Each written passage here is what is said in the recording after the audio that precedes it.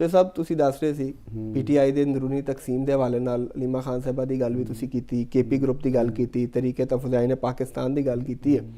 ਤੇ ਇਹ ਤਕਸੀਮ ਜਿਹੜੀ ਹੈ ਇਹ ਆਉਣ ਵਾਲੇ ਦਿਨਾਂ ਨਾਲ ਵੱਧਦੀ ਨਹੀਂ ਜਾ ਰਹੀ ਹਰ ਦੂਸਰੇ ਦਿਨ?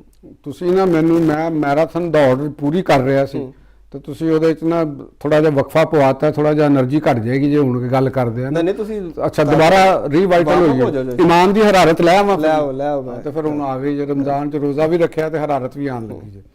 ਤੇ ਗੱਲ ਅਸੀਂ ਕਰ ਰਹੇ ਸੀ ਕਿ ਪੀਟੀਆਈ ਦੇ ਅੰਦਰ ਆਪਣੀ ਗਰੁੱਪਿੰਗ ਹੈ ਔਰ ਹਰ ਗਰੁੱਪ ਦਾ ਡਿਫਰੈਂਟ ਏਜੰਡਾ ਹੈ, ਠੀਕ ਹੈ ਨਾ ਜੀ। ਉਹ ਆਪਣੇ ਆਪਣੇ ਏਜੰਡੇ ਨੂੰ, ਉਹਨਾਂ ਦੀ ਸਿਸਟਰਸ ਦਾ ਆਪਣਾ ਏਜੰਡਾ ਹੈ, ਪਾਰਟੀ ਨੂੰ ਹੈਂਡਲ ਕਰਨ ਦਾ, ਪਾਰਟੀ ਨੂੰ ਲੈ ਕੇ ਆਪਣੇ ਕੰਟਰੋਲ 'ਚ ਰੱਖਣ ਦਾ, ਜਾਂ ਉਹਦੀ ਜ਼ਾਹਰ ਨਾ ਕਰਨ। ਇੱਕ ਗਰੁੱਪ ਮੈਂ ਤੁਹਾਨੂੰ ਦੱਸਦਾ ਜਿਹੜਾ ਕੇਪੀ ਦਾ ਆਪਣਾ ਗਰੁੱਪ ਹੈ, ਜਿਹੜਾ ਇਸ ਸਿਸਟਮ ਦੇ ਵਿੱਚ ਆਪਰੇਸ਼ਨ ਦੀ ਰੁਕਾਵਟਾਂ ਚਾਹੁੰਦਾ ਹੈ ਜਾਂ ਜਿਹੜਾ ਹੋਰ ਚੀਜ਼ਾਂ ਚਾਹੁੰਦਾ। ਇੱਕ ਗਰੁੱਪ ਜਿਹੜਾ ਅਚਕਜ਼ਈ ਸਾਹਿਬ ਔਰ ਨਾਸਰ ਅਬਾਸ ਸਾਹਿਬ ਤੋਂ ਜਾਂ ਜਿਹੜੇ ਉਹ ਦੂਸਰੇ ਅਖਤਰ ਮੈਂਗਲ ਟਾਈਪ ਦੇ ਜਿਹੜੇ ਬੰਦੇ ਨੇ, ਇਹ ਉਹਦੀ ਆੜ ਦੇ ਵਿੱਚ ਆਪਣੀ ਰੋਟੀ ਲਾਣਾ ਚਾਹੁੰਦੇ ਨੇ ਕਿ ਵੀ ਸਾਡਾ ਵੀ ਕੁਝ ਉਹ ਬਣ ਜਾਏ। ਠੀਕ ਹੁਣ ਇਹ ਸਾਰੀ ਇੱਕ ਤਰਫ ਸਿਨੈਰੀਓ ਹੈ, ਦੂਸਰੀ ਤਰਫ ਮੁਲਕ ਦੇ ਜਿਹੜੀਆਂ ਦੂਸਰੀਆਂ ਜਮਾਤਾਂ ਦੇ ਵਿੱਚ ਵੀ ਲੋਕ ਨੇ, ਯਾਨੀ ਇਹ ਇੱਕ ਤੁਸੀਂ ਇਹ ਸਮਝੋ ਨਾ ਕਿ ਇੱਕ ਜ਼ਹਿਰ ਦੀ ਤਰ੍ਹਾਂ ਫੈਲਿਆ ਹੋਇਆ ਇੱਕ ਮਾਈਂਡ ਸੈਟ ਹੈ, ਜਿਹੜਾ ਇੱਕ ਤੁਹਾਨੂੰ ਸਾਫੀਆਂ ਦੇ ਵਿੱਚ ਵੀ ਨਜ਼ਰ ਆਏਗਾ, ਜਿਹੜਾ ਤੁਹਾਨੂੰ ਬਿਜ਼ਨੈਸਿਸ ਦੇ ਵਿੱਚ ਵੀ ਨਜ਼ਰ ਆਏਗਾ,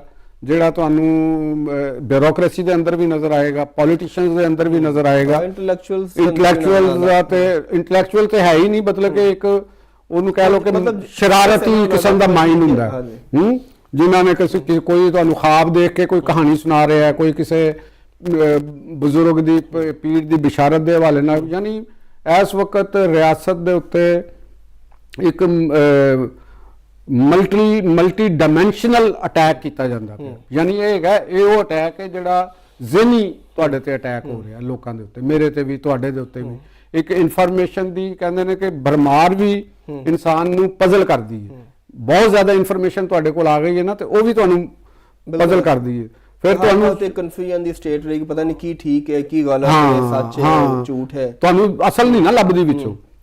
ਉਹਦੀ ਮਿਸਾਲ ਆ ਗਈ, ਪਹਿਲੇ ਮੈਂ ਤੁਹਾਨੂੰ ਕਹਤਾ ਕਿ ਫੋਰਸ ਨੇ ਕੁਝ ਨਹੀਂ ਕਰਨਾ, ਇਹਦਾ ਜਵਾਬ ਤੁਹਾਡੇ ਕੋਲ ਆ ਗਿਆ ਨਾ। ਬਿਲਕੁਲ ਕਿ ਫੋਰਸ ਨੇ ਠੁੱਸ ਹੋ ਜਾਣਾ, ਕਿਉਂਕਿ ਇਹਦੇ ਮੁਕਾਸਦ ਸਾਹਮਣੇ ਆ ਉਹ ਤਹਿਰੀਕ ਉਹਨਾਂ ਨੇ ਫੇਰ ਚਲਾਉਣੀ ਹੈ, ਸਟਰੀਟ ਮੂਵਮੈਂਟ। ਤੁਸੀਂ ਤੇ 8 ਫਰਵਰੀ ਦਾ ਪਹਿਲੇ ਕਹਿ ਸੀ ਫਾਰਗ ਹੈ ਤੇ ਹੋ ਗਈ ਫਾਰਗ, ਤੇ ਹੁਣ ਇਹ ਨਵੀਂ ਫੋਰਸ ਉਹਨਾਂ ਦੇ ਕੋਲੋਂ ਕਾਰਡ ਜਿਹੜਾ ਕੇਪੀ ਬੰਦ ਕਰਨ ਵਾਲਾ ਕਾਰਡ ਵੀ ਖਤਮ ਹੋ ਗਿਆ, ਉਹ ਅਗਲਾ ਨੇ ਖੁਲਵਾ ਵੀ ਦਿੱਤਾ, ਉਹ ਵੀ ਖੁਲਵਾ ਗਿਆ। ਦੂਸਰਾ ਉਹਨਾਂ ਦਾ ਸਟਰੀਟ ਮੂਵਮੈਂਟ ਵੀ ਖਤਮ ਹੋ ਗਈ।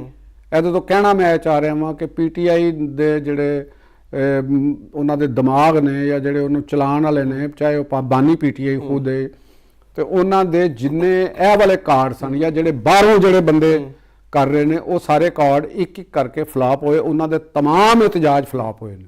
ਕੋਈ ਉਹਨਾਂ ਦਾ ਜਿਹੜਾ ਇਤਜਾਜ ਉਹ ਆਪਣਾ ਰਿਜ਼ਲਟ 25% ਜਾਂ 20% ਵੀ ਨਹੀਂ ਦੇ ਸਕਿਆ। ਅੱਛਾ, ਲੇਕਿਨ ਜੀ ਸਭ ਇੱਕ ਗੱਲ ਇੱਥੇ ਆਵੇ ਕਿ ਇਹ ਸਾਰੀਆਂ ਚੀਜ਼ਾਂ ਦੇ ਬਾਵਜੂਦ ਉਹ ਇੱਕ ਨੈਰੇਟਿਵ ਬਿਲਡਿੰਗ ਤੇ ਪ੍ਰੈਸ਼ਰ ਕ੍ਰੀਏਟ ਕਰਨ ਚ ਕਾਮਯਾਬ ਹੋ ਜਾਂਦੇ ਨੇ।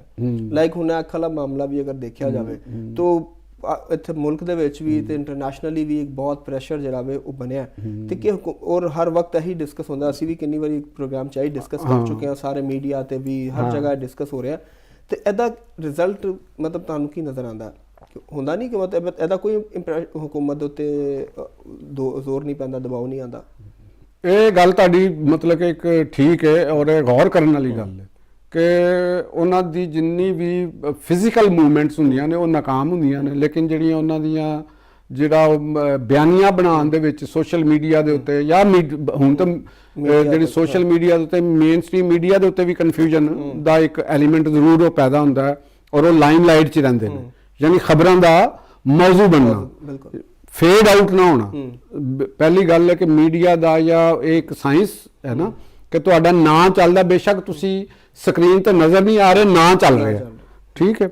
ਤੇ ਬਾਨੀ ਪੀਟੀਆਈ ਦੀ ਸਟ੍ਰੈਟਜੀ ਸ਼ੁਰੂ ਤੋਂ ਇਹ ਰਹੀ ਹੈ ਕਿ ਉਹਨਾਂ ਨੇ ਹਮੇਸ਼ਾ ਸਕਰੀਨ ਨੂੰ ਇਸਤੇਮਾਲ ਕੀਤਾ ਕਿ ਅਸੀਂ ਮੁਸਲਸਲ ਮੈਂ ਸਕਰੀਨ ਤੇ ਰਹਿਣਾ ਔਰ ਮੁਸਲਸਲ ਗੱਲ ਕਰਨੀ। ਉਹਨਾਂ ਦੇ ਜਿਹੜੇ ਇਬਤਦਾਈ ਦੌਰ ਦੇ ਦੋਸਤ ਨੇ ਉਹ ਤੇ ਦੱਸਦੇ ਨੇ ਕਿ ਵੀ ਉਹ ਤੇ ਸ਼ਾਰਟ ਨੋਟਿਸ ਤੇ ਵੀ ਆ ਜਾਂਦੇ ਸਨ ਫੌਰਨ ਉਹਨਾਂ ਨੂੰ ਦੱਸੋ ਪ੍ਰੋਗਰਾਮ ਹੈ ਉਹ ਦੌੜੇ ਹੀ ਆਉਂਦੇ ਸਨ। ਔਰ ਉਹ ਬਹੁਤ ਜ਼ਿਆਦਾ ਮੀਡੀਆ ਕੌਨਸ਼ੀਅਸ ਸੀ ਔਰ ਬੜੇ ਅੱਛੇ ਮੈਨੂਪੂਲੇਟਰ ਨੇ, ਉਹਨਾਂ ਨੇ ਬੜੇ ਤਰੀਕੇ ਦੇ ਨਾਲ ਉਹਨੂੰ ਇਸਤੇਮਾਲ ਕੀਤਾ।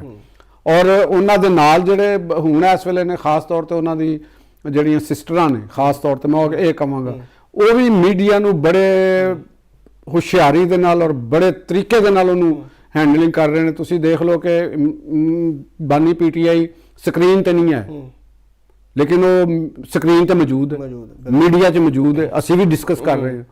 ਯਾਨੀ 2-2.5 ਸਾਲ ਤੋਂ ਉਹ ਮੁਸਲਸਲ ਮੀਡੀਆ ਦੇ ਵਿੱਚ ਔਰ ਆਵਾਮ ਦੇ ਜ਼ਿਹਨਾਂ ਦੇ ਨਾਲ ਉਹ ਖੇਡਿਆ ਜਾ ਰਿਹਾ ਔਰ ਉਹਨਾਂ ਦੇ ਵਿੱਚੋਂ ਕੀਤਾ ਜਾ ਰਿਹਾ। ਬਿਲਕੁਲ, ਦੇਖੋ ਨਾ ਪ੍ਰਾਈਮ ਟਾਈਮ ਦੇ ਸਾਰੇ ਸ਼ੋਜ਼ ਜਿਹੜੇ ਉਹਨਾਂ ਦੇ ਨਾਲ ਇਹ ਚੀਜ਼ਾਂ ਚੱਲ ਰਹੀਆਂ ਨੇ। ਤੇ ਦੂਸਰੀ ਤਰਫ ਜਿਹੜੇ ਸਾਡੇ ਸਟ੍ਰੈਟੇਜਿਸਟ ਨੇ ਐਸਟੈਬਲਿਸ਼ਮੈਂਟ ਦੇ, ਤੇ ਚਲੋ ਉਹਨਾਂ ਦੀਆਂ ਮਜਬੂਰੀਆਂ ਨੇ, ਉਹ ਆਈਨ ਔਰ ਕਾਨੂੰਨ ਦੇ ਦਾਇਰੇ 'ਚ ਨੇ, ਉਹ ਕੁਝ ਬਾਹਰ ਆ ਕੇ ਨਹੀਂ ਕਰ ਸਕਦੇ। ਜਿਹੜੀ ਗਵਰਨਮੈਂਟ ਹੈਗੀ ਉਹ ਇਸ ਸਾਇੰਸ ਨੂੰ, ਜਾਂ ਤੇ ਉਹਨਾਂ ਦੇ ਵਿੱਚ ਮੈਂਟਲ ਕੈਪੇਬਿਲਿਟੀ ਹੀ ਇੰਨੀ ਨਹੀਂ ਹੈ ਕਿ ਉਹ ਇਸ ਮਸਲੇ ਨੂੰ ਜਾਂ ਇਹਦੇ ਨਾਲ ਟੈਕਲ ਕਰਨ, ਕੋਈ ਕਾਊਂਟਰ ਨੈਰੇਟਿਵ ਉਹਨੂੰ ਬਿਆਨ ਕਰ ਸਕਣ। ਉਹਨਾਂ ਦੇ ਵਿੱਚ ਇਸ ਚੀਜ਼ ਦੀ ਉਸ ਲੈਵਲ ਦੇ ਉੱਤੇ ਜਿਹੜੀ ਜ਼ਰੂਰਤ ਹੁੰਦੀ ਹੈ। ਅੱਜ ਦਾ ਜਿਹੜਾ ਡਿਜੀਟਲ ਮਾਈਂਡ ਫੋਰਸ ਹੈਗੀ ਹੈ, ਯਾਨੀ ਜਿੰਨੀ ਪੇਸ ਤੇਜ਼ ਹੈਗੀ ਹੈ, ਤੁਹਾਡਾ ਮਾਈਂਡ ਵੀ ਉਨਾ ਹੀ ਤੇਜ਼ ਚੱਲਣਾ ਚਾਹੀਦਾ ਤੇ ਤੁਸੀਂ ਕਾਊਂਟਰ ਕਰ ਸਕੋਗੇ ਨਾ। ਤੁਸੀਂ ਉਸ ਤਰੀਕੇ ਦੇ ਨਾਲ ਵਿਜ਼ੂਅਲ ਔਰ ਵਾਇਸ ਨੂੰ, ਤੁਸੀਂ ਇਹਦੇ ਇਫੈਕਟ ਨੂੰ ਉਸ ਤਰੀਕੇ ਦੇ ਨਾਲ ਨਹੀਂ ਹੈਂਡਲ ਕਰ ਪਾ ਰਹੇ ਜਿਸ ਤਰੀਕੇ ਦੇ ਨਾਲ ਪੀਟੀਆਈ ਕਰ ਰਹੀ ਹੈ। ਸ਼ੇਰ ਸਾਹਿਬ, ਇੱਥੇ ਹੁਣ ਮੈਨੂੰ ਇੱਕ ਗੱਲ ਯਾਦ ਆ ਗਈ ਕਿ ਇੱਕ ਜਗ੍ਹਾ ਤੇ ਡਿਸਕਸ਼ਨ ਹੋ ਰਹੀ ਸੀ। ਉਹ ਕਹਿ ਰਹੇ ਸਨ ਕਿ ਜਦੋਂ ਇਲੈਕਸ਼ਨ ਹੋਇਆ ਤੇ ਮੁਸਲਿਮ ਲੀਗ ਨੂਨ 2 ਬਿਆਨੀਆਂ ਚ ਆ ਗਈ ਸੀ ਨਾ ਕਿ ਵੋਟ को इज्जत दो और खिदमत को वोट दो। तो कह रहे सन कि इस टाइम ਜਿਹੜਾ ਵਜ਼ੀਰ ਆਲਾ ਪੰਜਾਬ ਦਾ ਨੈਰੇਟਿਵ ਹੈ ਨਾ, ਉਹ ਖਿਦਮਤ को वोट दो ਤੇ ਜਾ ਰਹੇ ਨੇ, ਠੀਕ ਹੈ। ਤੇ ਆਵਾਮ ਇਸ ਤਰ੍ਹਾਂ ਦੇ ਨੈਰੇਟਿਵ ਇਹਨਾਂ ਚੀਜ਼ਾਂ ਨੂੰ ਨਾ ਬਾਏ ਨਹੀਂ ਕਰਦੇ, ਉਹਨਾਂ ਨੂੰ ਤੇ ਪਪੂਲਰ ਨੈਰੇਟਿਵ ਔਰ ਇਸ ਤਰ੍ਹਾਂ ਦੀ ਚੀਜ਼ਾਂ ਚਾਹੀਦੀਆਂ ਹੁੰਦੀਆਂ। ਤੇ ਤੁਹਾਨੂੰ ਕੀ ਲੱਗਦਾ ਹੈ ਕਿ ਇਹ ਸਟ੍ਰੈਟਜੀ ਠੀਕ ਹੈ ਔਰ ਹੁਕੂਮਤ ਜਿਹੜੀ ਕੋ ਕਾਊਂਟਰ ਨੈਰੇਟਿਵ ਚ ਬਣਾਉਣ ਚ ਕਾਮਯਾਬ ਹੋ ਰਹੀ ਹੈ? ਨਹੀਂ, ਅਸੀਂ ਗੱਲ ਕਰ ਰਹੇ ਹਾਂ ਕਿ ਉਹ ਨਹੀਂ ਬਣਾ ਰਹੀ। ਕੋਸ਼ਿਸ਼ ਵੀ ਅਗਰ ਉਹ ਕਰ ਰਹੀ ਹੈ ਨਾ, ਤੇ ਉਹ ਉਸ ਲੈਵਲ ਦੇ ਉੱਤੇ ਜਿੰਨਾ ਕੁ ਕਨਿੰਗ ਮਾਈਂਡ, ਕਿੰਨੀ ਸ਼ਾਰਪ ਤੁਹਾਡੀ ਇੱਕ ਸੋਚ ਚਾਹੀਦੀ ਹੈ। ਦੇਖੋ, ਤੁਸੀਂ ਨੈਗੇਟਿਵਿਟੀ ਵੀ ਸੋਚਣੀ ਹੈ ਤੇ ਉਹਦੇ 'ਚ ਵੀ ਸ਼ਾਰਪਨੈਸ ਹੋਣੀ ਚਾਹੀਦੀ ਹੈ। ਅਗਰ ਤੁਸੀਂ ਪੋਜ਼ਿਟਿਵਿਟੀ ਸੋਚਣੀ ਹੈ ਤੇ ਉਹਦੇ 'ਚ ਵੀ ਸ਼ਾਰਪਨੈਸ ਹੋਣੀ ਚਾਹੀਦੀ। ਕਿਉਂਕਿ ਅਗਰ ਨੈਗੇਟਿਵ ਤੁਹਾਡਾ ਸ਼ਾਰਪ ਹੈਗਾ, ਤੁਹਾਡਾ ਡਬਲ ਸ਼ਾਰਪ ਹੈਗਾ, ਤੇ ਤੁਸੀਂ ਜਿਹੜੀ ਡਿਵਾਈਨ ਫੋਰਸ ਹੈ ਉਹਨੂੰ ਵੀ ਤੇ ਤੁਸੀਂ ਉਹਨਾਂ ਹੀ ਸ਼ਾਰਪ ਕਰਨਾ ਤੇ ਉਹਨੂੰ ਕਾਊਂਟਰ ਕਰੋਗੇ ਨਾ। ਤੇ ਮੈਨੂੰ ਲੱਗ ਰਿਹਾ ਕਿ ਵੀ ਇਹ ਵਿੱਚ ਇੱਕ ਕਮੀ ਸਾਡੇ ਤੇ ਨਜ਼ਰ ਆ ਰਹੀ ਹੈ। ਉਹ ਤਾਂ ਹਮੇਸ਼ਾ ਹੀ ਲੱਗਦਾ ਕਿ ਹੁਕੂਮਤ ਫਿਰ ਉਹ ਇੱਕ ਡਿਫੈਂਸਿਵ ਐਕਟ ਕਰ ਰਹੀ ਹੈ, ਫਿਰ ਔਰ ਜੋ ਕਰ ਰਹੇ ਨੇ ਉਹਨੂੰ ਕਾਊਂਟਰ ਕਰਨ ਵਾਸਤੇ ਕੋਸ਼ਿਸ਼ ਕਰ, ਲੇਕਿਨ ਉਹ ਡਿਫੈਂਸਿਵ ਮੇਜਰਸ ਹੁੰਦੇ ਨੇ। ਡਿਫੈਂਸਿਵ ਮੇਜਰ ਉਹਨਾਂ ਦੇ ਨਾਲ ਦੇਖੋ ਕਿ ਸੋਸ਼ਲ ਮੀਡੀਆ ਉਹਨਾਂ ਦੇ ਨਾਲ ਜਾ ਰਹੇ, ਬਾਹਰੋਂ ਕਰ ਰਹੇ ਨੇ ਬਹੁਤ ਜ਼ਿਆਦਾ, ਉਹਨਾਂ ਦੇ ਨਾਲ ਤਾਲਿਬਾਨ ਨਾਲ ਕਰ ਰਹੇ ਨੇ, ਇਹ ਚੀਜ਼ਾਂ ਇਹ ਸਾਰੀਆਂ ਕਰ ਰਹੇ ਨੇ। ਅਸੀਂ ਉਹ ਗੱਲ ਕਰ ਰਹੇ ਹਾਂ ਕਿ ਉਹ ਫਿਰ ਉਹਦੇ ਨਾਲ ਇਹ ਪੀਟੀਆਈ ਦੇ ਅੰਦਰ ਇੱਕ ਗਰੁੱਪ ਹੈ ਔਰ ਉਹ ਮਲਟੀ ਡਾਈਮੈਂਸ਼ਨਲ ਕੰਮ ਕਰ ਰਿਹਾ। ਉਹ ਪੁਰਾਣੇ ਦੌਰ ਦੇ ਵਿੱਚ ਨਾਂਗੇ ਚੋਰ ਹੁੰਦੇ ਸਨ, ਤੇਲ ਲਾਇਆ ਹੁੰਦਾ ਸੀ, ਨਾਲ ਲੰਗੋਟੀ ਬੰਨੀ ਹੁੰਦੀ ਸੀ ਤੇ ਤੇਲ ਲਾ ਲੈਂਦੇ ਸਨ। ਤੇ ਉਹ ਕਿਸੇ ਘਰ ਆ ਗਏ ਤੇ ਉਹਨੂੰ ਪੂਰਾ ਪਿੰਡ ਲੱਗਾ ਹੁੰਦਾ ਸੀ, ਇੱਕ ਬੰਦਾ ਨਹੀਂ ਸੀ ਫੜਿਆ ਜਾਂਦਾ। ਤੇ ਇਹ ਸਾਰਾ ਪੂਰੀ ਮੁਲਕ ਲੱਗਾ ਤੇ ਉਹ ਇੱਕ ਲਸ਼ਕਰ, ਉਹ ਜਿਹੜਾ ਨਾ ਤੇਲ ਮਲਿਆ ਉਹਨਾਂ ਨੇ ਪੀਟੀਆਈ ਵਾਲਿਆਂ ਨੇ, ਤੇ ਉਹ ਇੱਕ ਹੀ ਨਹੀਂ ਫੜਿਆ ਜਾ ਰਿਹਾ। ਉਹ ਕਦੇ ਇੱਧਰੋਂ ਘੁੰਮ ਕੇ ਨਿਕਲ ਜਾਂਦਾ, ਕਦੇ ਇੱਧਰੋਂ ਘੁੰਮ ਕੇ ਨਿਕਲ ਜਾਂਦਾ। ਤੇ ਇਹਨਾਂ ਨੂੰ ਉਹ ਟੈਕਨੀਕ ਤੇ ਇਖਤਿਆਰ ਕਰਨੀ ਪਏਗੀ ਨਾ ਕਿ ਕਿਸ ਤਰ੍ਹਾਂ ਫੜਨਾ ਹੈ। ਤੇ ਦੂਸਰੀ ਗੱਲ ਆ ਗਈ ਕਿ ਉਹ ਜਿਹੜੀ ਡੀਲ ਵਾਲੀ ਗੱਲ